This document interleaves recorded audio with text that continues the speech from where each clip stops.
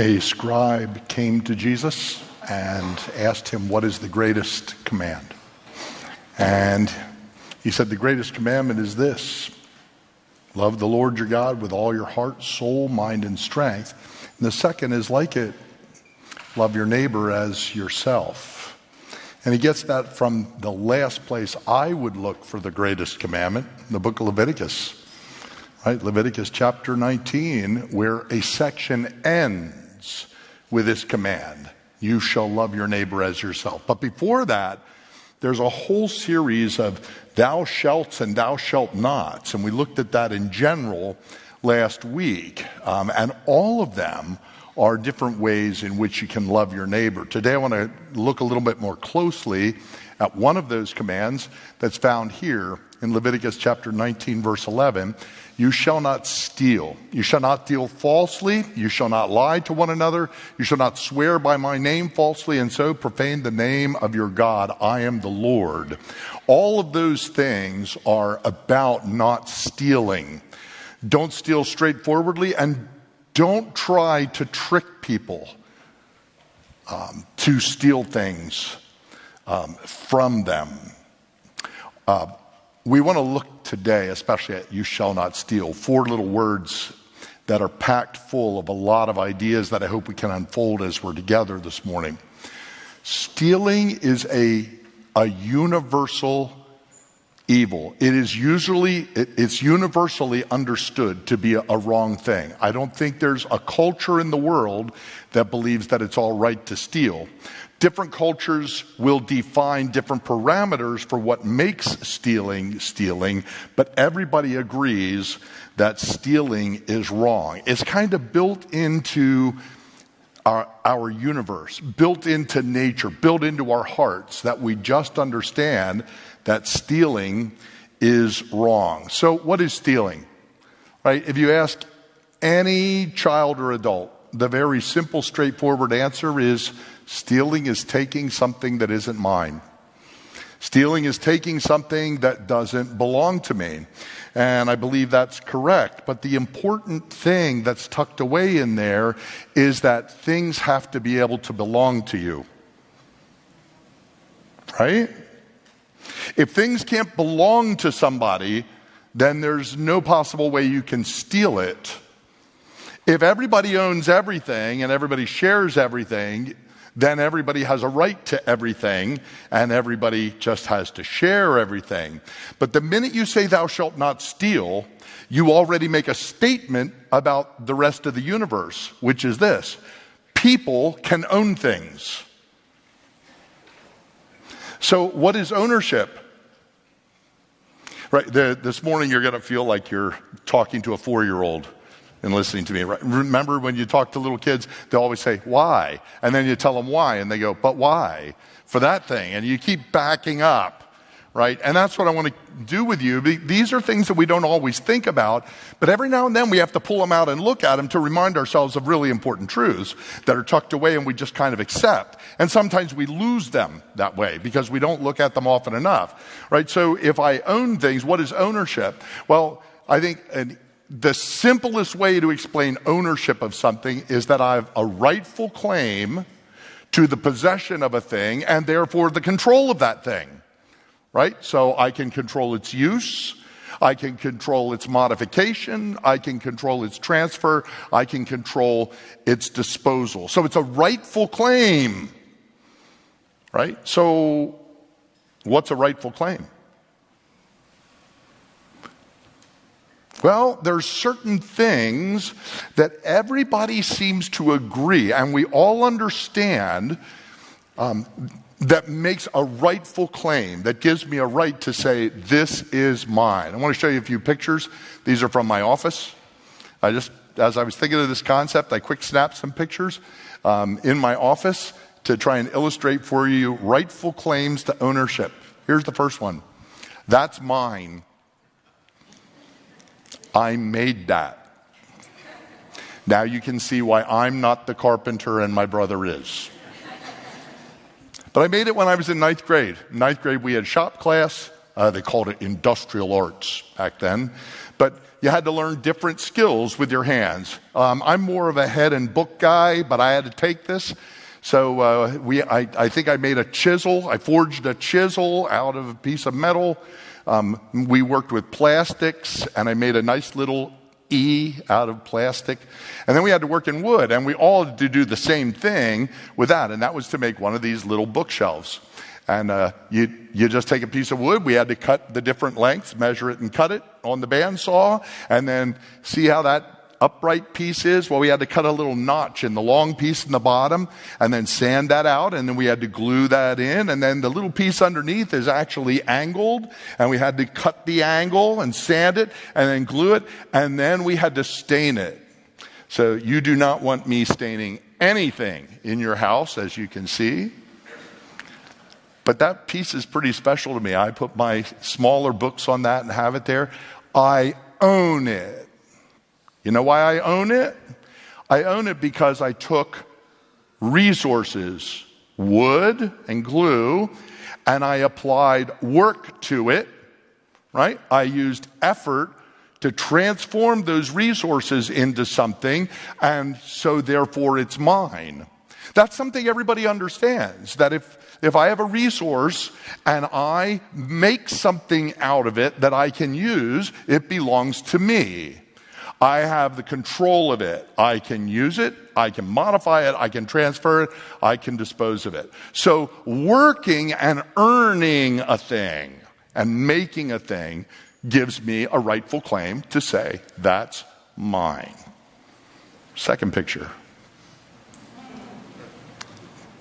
My daughter Abigail made this when she was little.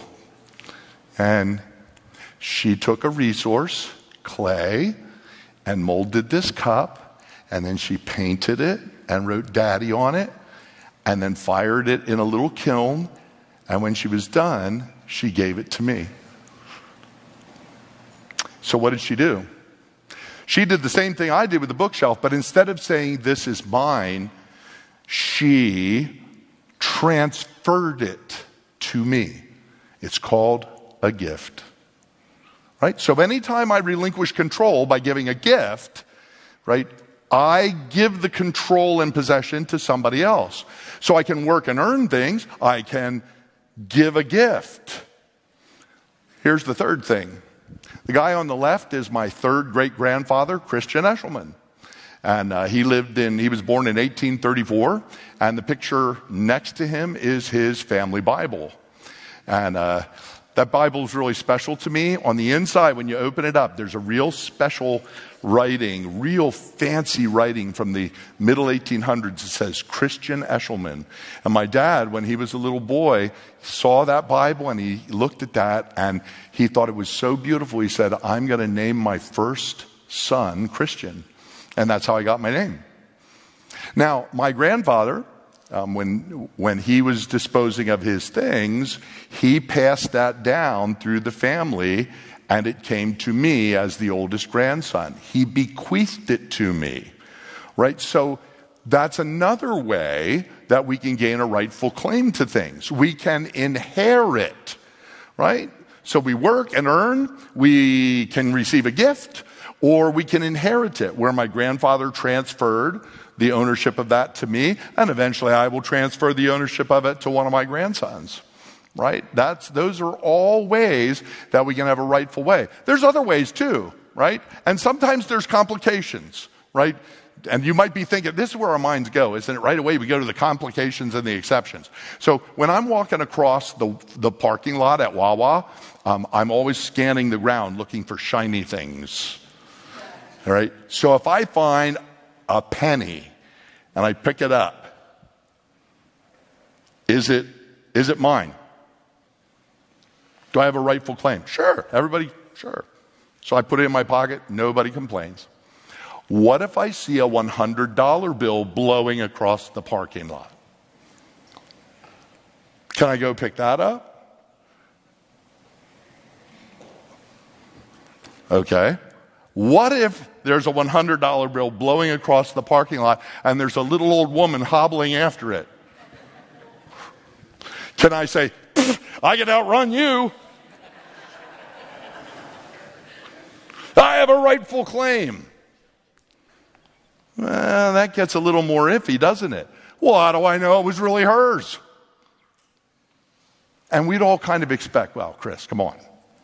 Right? So there are things that create complications, but we all understand that there still is the concept of a rightful claim, and when I can rightfully claim it, I own it, and I can use it whatever way that I want to use that thing. Now, I'd like to go and say, well, why to rightful claims? Except what we realize is after a while, have you ever done this with the why? You get back to the place where there's not much more that can be said. And to me, when that kind of thing happens, you're kind of rubbing up against the fabric of reality. There is no why other than that's the way it is. Right? So what you're running up against there is that in the fabric of reality, the way God has made things, there is such a thing as a rightful claim to a thing, and to own it and to have it be yours and to have the right to it. And for somebody to take it away when they don't have a rightful claim is stealing. And we're not supposed to do that. That's built into the universe. Now, one of the interesting things about this, I'm just fascinated by this idea that when I was going through atheistic struggles, this is the kind of thing I ran into. I thought, wait a minute, this isn't just an arbitrary rule that some man made up. This is the way the world works. This is the way people work. This is reality. That my faith is built on reality, on the God who's really there and who made the world according to his own nature. And so I'm tasting that. When I look at this command of thou shalt not steal, another thing that convinces me that it's just built into nature is the way it relates to his other commands. Right? Let's look at it again. Here's thou shalt not steal, right? You shall not steal. One of the other commandments is this: you shall not murder, or thou shalt not kill. Technically, it's murder. Right? You're not supposed to murder. What do I do when I murder? I steal another person's life. Because they have a rightful claim to it. Which that's a whole other topic, isn't it? That I have a rightful claim to my life. But that applies not just to murder. What if I say, well, I'm not gonna murder you, I'm just gonna chop your arm off? Well, I just robbed him of part of his life. I can't do that. He has a rightful claim to all of these things. I can't take those kinds of things away. I can't do those kinds of harms to another human being. Why? It's stealing. I'm stealing something that's rightfully his. How about this one?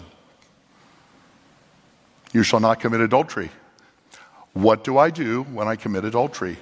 I steal someone else's partner.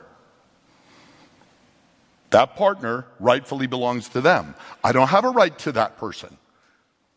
So I can't do that. That's stealing. How about this? You shall not bear false witness against your neighbor. Bear false witness against your neighbor. That's a court case, right? That's the initial application.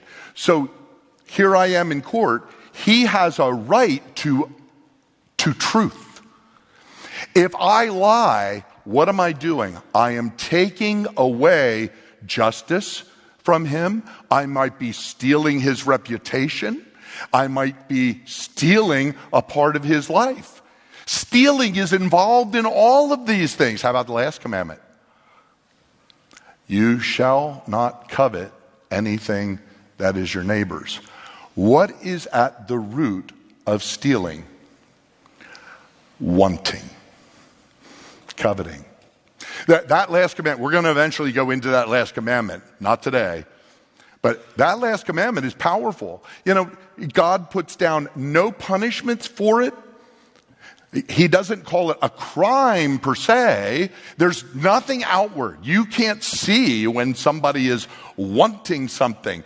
But God alone, the God of Israel alone, says a part of reality that I want you to pay attention to is that wanting thing inside of you. Because that wanting thing inside of you is what is going to lead to you bearing false witness. It is going to lead to you stealing. It is going to lead to you committing adultery. It is going to lead to you murdering. And we could probably go through the other commandments and see the same kind of thing. It's this wanting, this thing in my heart. We like to blame the problem out there, right? Well, that was just too beautiful a thing. I had to have that for myself. No, it's not that thing. It's you in here. Christianity is always about me battling me. Always. And it's been that way from the start. So stealing, do you see that? Stealing, this idea of taking away something that is rightfully someone else's, is wrong. And it finds its root in the human heart of wanting. Now, some people look and say, well, I can't wait until we get to heaven and everybody's equal and we don't have to worry about owning anything anymore, and it's just, everything's just there. I think you have the wrong picture of heaven. In Micah, I just want you to look at two passages. The first one is in Micah chapter 4. This concept of owning is not just in this life. It's in heaven too, and God's kingdom. Look at this description of God's kingdom. In Micah chapter 4, verses 3 and 4, he says, he shall judge, the Christ shall judge between many peoples, and he will decide disputes for the strong nations far away. Not just Israel, but the whole world. So we're talking about a worldwide kingdom. And they shall beat their swords into plowshares and their spears into pruning hooks. A way of saying they're not going to fight. All the weapons will be repurposed as farming implements or implements of peace and trade. Nation shall not lift up sword against nation, neither shall they learn war anymore, but instead they shall sit, every man, under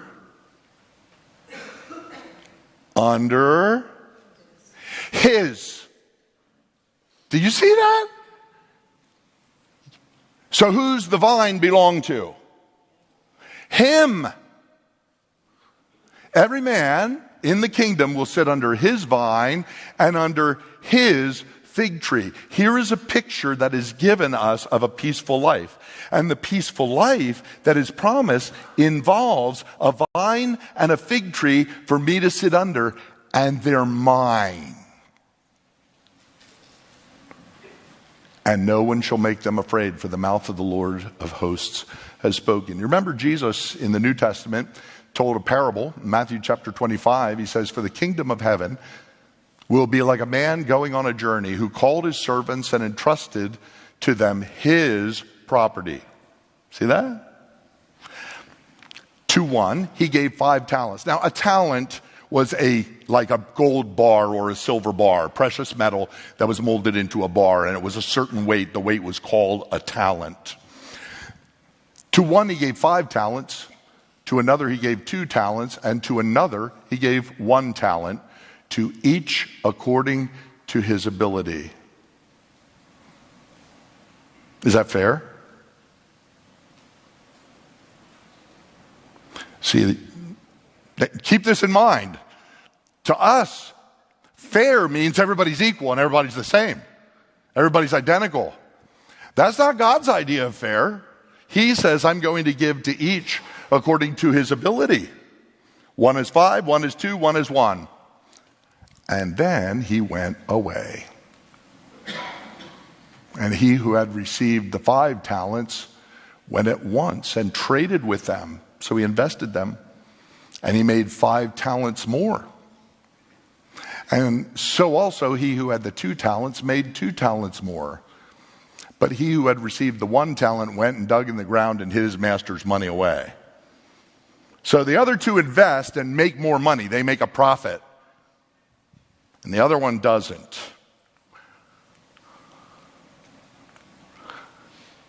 Now, after a long time, the master of those servants came and settled accounts with them. I just want to note one thing. Notice it says after a long time. The early Christians, because Jesus had told them to watch for him, oftentimes believed that he was definitely going to come in their lifetime, right? Most early Christians believed that, and they kind of missed this verse. After a long time, he doesn't say how long, but it's after a long time, the master of those servants came and settled accounts with them. And when he who had received the 5 talents came forward, bringing 5 talents more, saying, Master, you delivered to me 5 talents. Here, I've made 5 talents more. So he's saying, this was your property. I invested it. I made a profit. Here is your money. Right? And his master said to him, well done, good and faithful servant. You have been faithful over a little. I will set you over much. Enter the joy of your master. And he also, who had the 2 talents, came forward saying, Master, you delivered to me 2 talents. Here, I have made 2 talents more. So now you gave me 2 to work with. I made 2. Here is your 4 back. And his master said to him, well done, good and faithful servant. You have been faithful over a little. I will set you over much. Enter into the joy of your master. Now, remember the guy that hid his? Well, I'm not going to go into the details. There's a lot of discussion about him. But it was bad that he didn't invest it. And the owner really scolds him for what he's done wrong. But I want you to look at the punishment that he receives in Matthew 25:28. And the master says, so take the talent from him, the guy who didn't invest it, take the one that he hid, the talent that he hid, and give it to him who has, oh, no, wait, what does that mean? That means they're his. So now the master has bequeathed not just the 5 talents, he says, give it to him who has the 10. So now the money that was his master's has been given to him, and it's his. He owns it and possesses it. And now he has 10, and he's given the other guys. See, now you and I would have said, why are you giving it to the guy who has 10? That guy over there only has 4. And that's not fair. That's how we view it, right? Everybody has to be even Steven. That's not how God views it. God is not bothered by inequalities. I'm interested in the fact that each one receives these things as his. He has personal property. For to everyone who has will more be given, and he will have an abundance, but the one who has not, even what he has, will be taken away.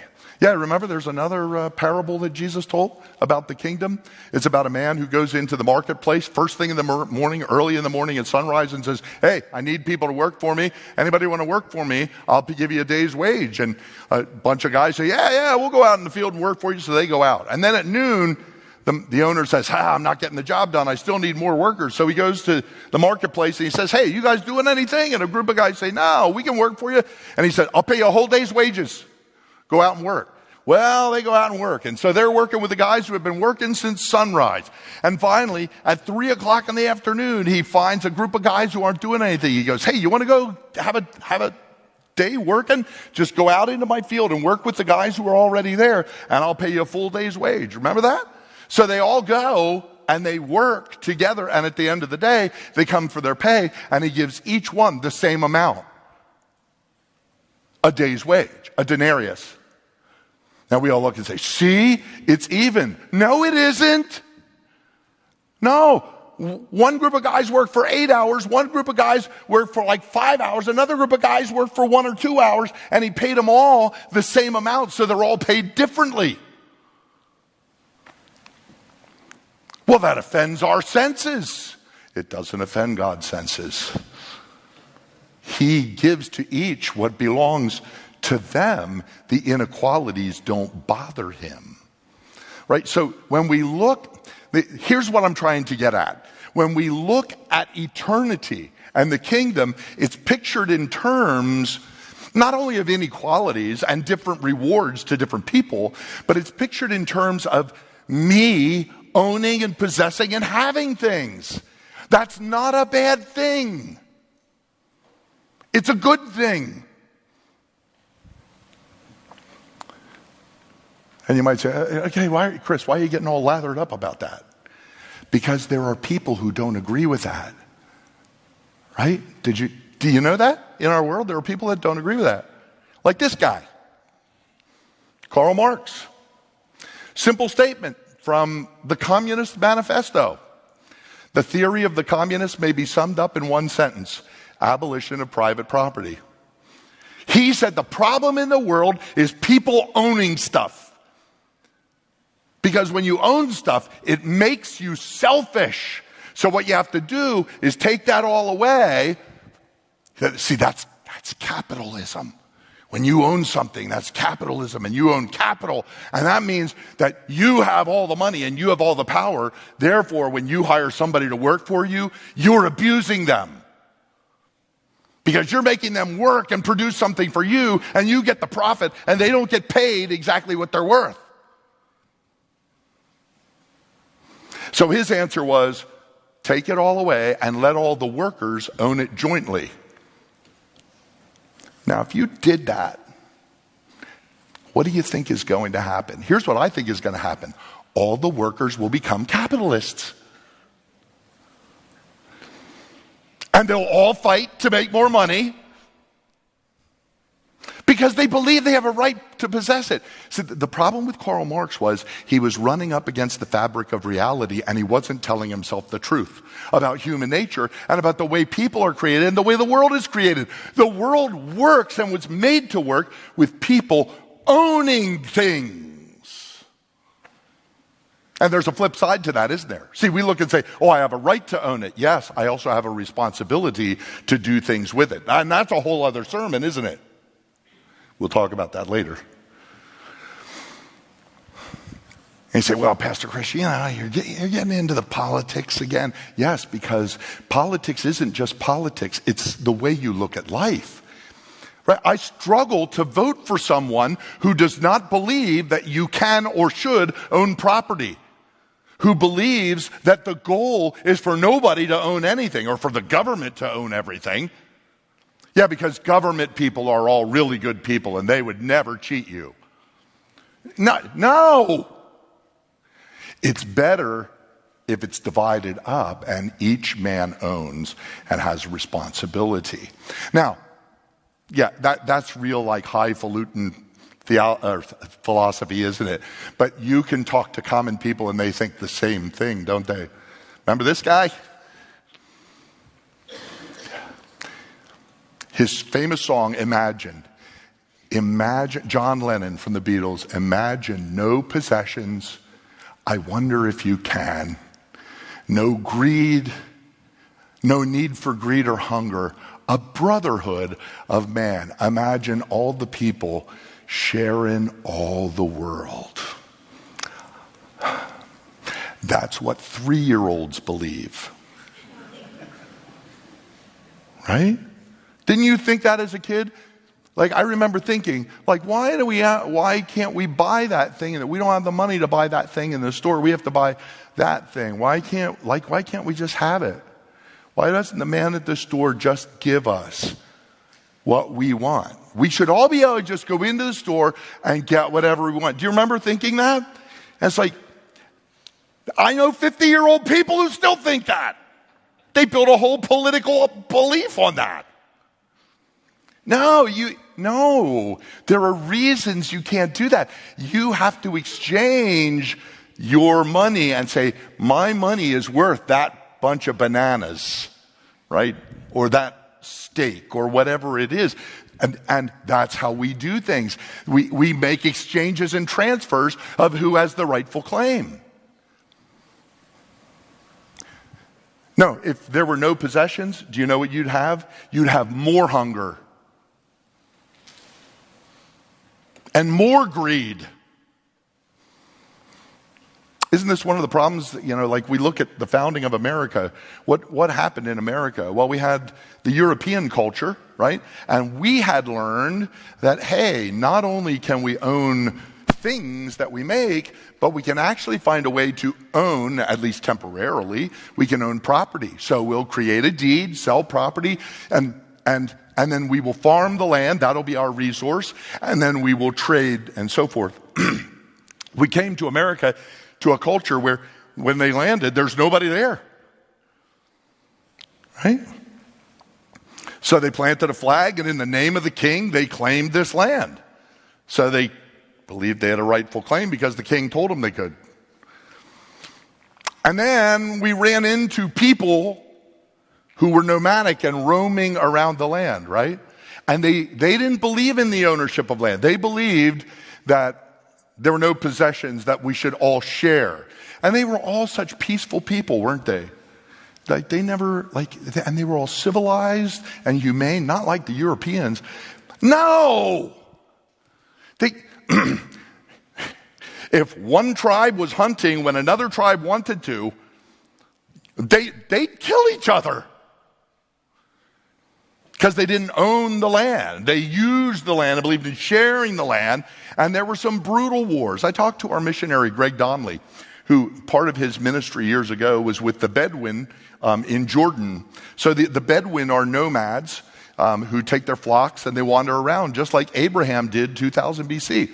And I asked him, I said, how do they know who grazes where? And he said, oh, well, they kind of have an understanding. And I said, well, what if another Bedouin gets to the land first and he starts grazing his sheep where Bedouin Joe was supposed to be this week? And he goes, oh. He said, that happens. That happens.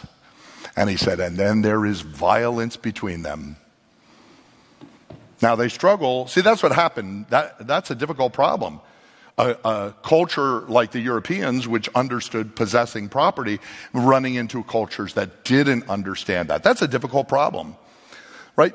But don't think that, if we don't own anything, it will make everything wonderful. No, people who don't own everything, they also fight. Because you know what? The problem's not out there. The problem's here. Wrestling with me. Do you know what the rest of the verses of that song are? That's actually the third verse. Here's the second verse. Imagine there's no countries. It isn't hard to do. Nothing to kill or die for, and no religion too. Imagine all the people living life in peace. Isn't it interesting that he proposed no borders? I mean, like there's other people that are still doing that today, right? I'm not a citizen of this country. I'm a citizen of the world. The whole world belongs to me, and I can go anywhere because that will create peace. No, it doesn't create peace. It creates havoc. Because why? Why?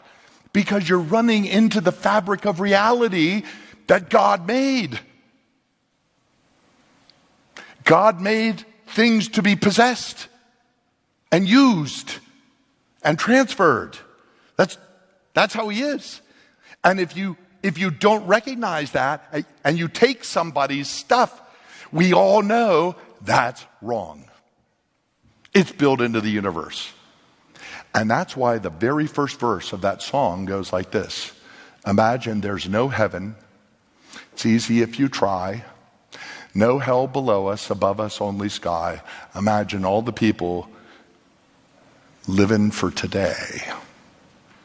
You don't live for anything else, and you don't worry about heaven and hell because there is none of that, and there's no God. See, he had to get rid of God first in the first verse.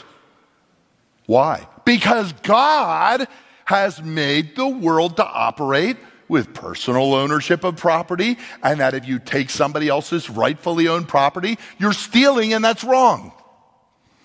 These people are trying to propose a different world view. So I know some of you are like, why, Pastor Chris, why do you bring up the political things? I bring up the political things because they're tied into spiritual truths. I can't vote for a person who says, imagine no possessions. You're asking me to run up against the fabric of the reality of the God who is there and the world that he's made. I can't do that. I look at the United States of, you may say that I'm a dreamer is how the chorus goes. Yeah, that's exactly what I say. And it's not a dream, it's a nightmare. And unfortunately, he says, but I'm not the only one. Yes, that's unfortunate too.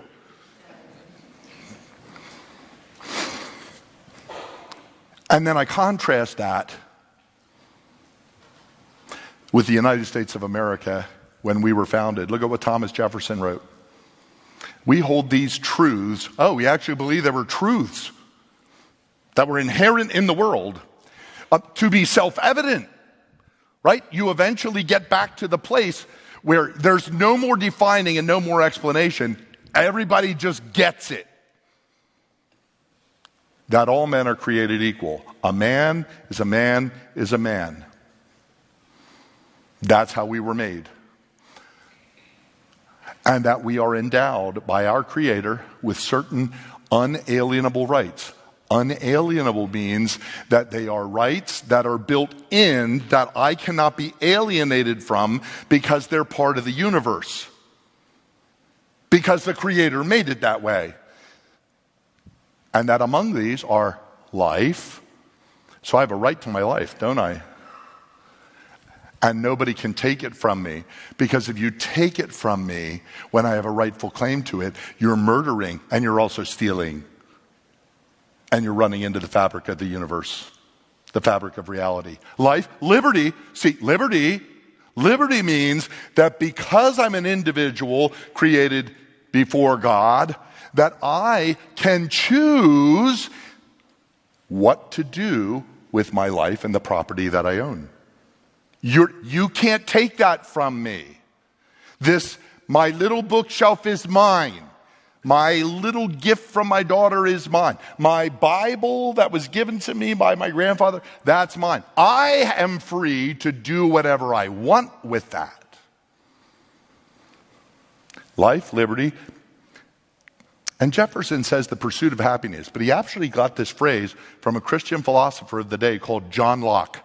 And John Locke didn't say life, liberty, and the pursuit of happiness. He said life, liberty, and property. And Jefferson said, no, we don't want to just make it about things. We are talking about the spiritual heart of man. Man has a right to do what he wants with his property, and he will use it to pursue happiness in his life. And that's why he changed the phrase. But he's talking about the fact that you have the right to own things and use the things that you own to make your life worthwhile. And you can't take what belongs to your neighbor. You shall not steal. You shall not deal falsely. You shall not lie to one another. You shall not swear by my name falsely and so profane the name of your God. I am the Lord. Why are we doing this? Why am I going over all that? Now remember what we're talking about. In the book of Revelation, at the very end, what God has been driving at all along, this is what he's trying to do. He says, I am your God, you are my people, and I will walk among you. We want to walk together. To be his people means he calls us out from the world, and he says there are certain things that make the parameters. There are things that mark out my people. And I believe that some of the things, and that's what I'm trying to go over. What are the things that mark out the parameters? Well, Jesus said the greatest commandment is love God and love your neighbor. Well, how do you love your neighbor? You don't steal. And you affirm that you have a right to own things and he has a right to own things. And you respect those things, right? And then there's other ramifications that fall off of that too, aren't there? If I have a right to own it, I also have responsibilities towards it. And I have responsibilities toward my neighbor with the things that I have. But you have to start with the idea that it is right in the world to believe that I own things, that God, that's a good thing. And that to steal is therefore an evil because that's the world that is there, because that's how the God who made the world really is. So we have to think that way. Let's pray. Thank you for good gifts, Father. All is a gift from your hand. The earth and its resources, the responsibilities that we've been given. Father, we thank you for all of that. We pray that you would help us. We live in a world that talks so beautifully about truly ugly and damaging and dangerous things. And they've turned your goodness into a nightmare and turned the nightmare into what they call as goodness, and yet it does so many destructive things. Father, help us to stand strong in the midst of that darkness and to love our neighbors, to not take, but to respect and to take seriously the responsibilities that we have towards you with the great gifts that you have given us. And we pray it in Jesus' name. Amen.